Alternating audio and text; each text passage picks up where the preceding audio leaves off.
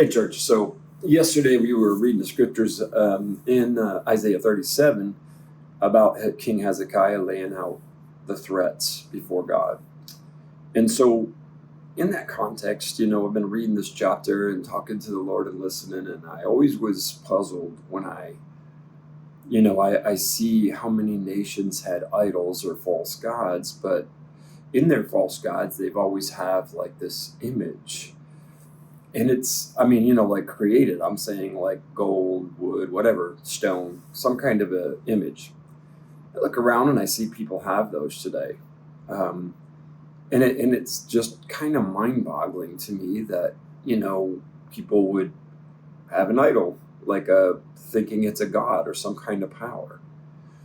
And then I read the scripture here, and then I want to talk a little bit about what I'm talking about right here with the idea of the idol. And this is the prayer that Hezekiah laid out before God. It is true, Lord, that the kings of Assyria have destroyed all these other nations, and they have thrown the gods of these nations into the fire and burned them. But of course, the Assyrians could destroy them.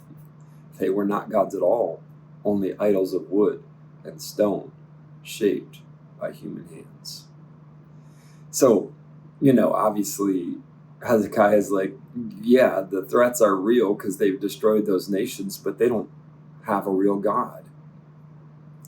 And as I was reflecting on that, I was thinking, I know people have idols and images in the yards, and many people have idols, but they don't think they're worshiping them. But when we look to something other than God to give us power, peace, protection, etc., that's an idol. And I always thought it was weird that people would have those. And then I was thinking, well, in reality, the natural tendency of humanity is we want a God that we control. We want a God that's what we want, looks like we want, and does what we want, which paves the way for human-made gods. When we look at the Bible and we listen to what Scripture says to us, we understand that God is all-powerful, all-knowing, everywhere at all times. We cannot manipulate Him, control Him. He is who He is. And that is why the ultimate thing for you and I as human beings on this planet is to surrender our own sovereignty of the control of everything in life and understand that He is God and we are not.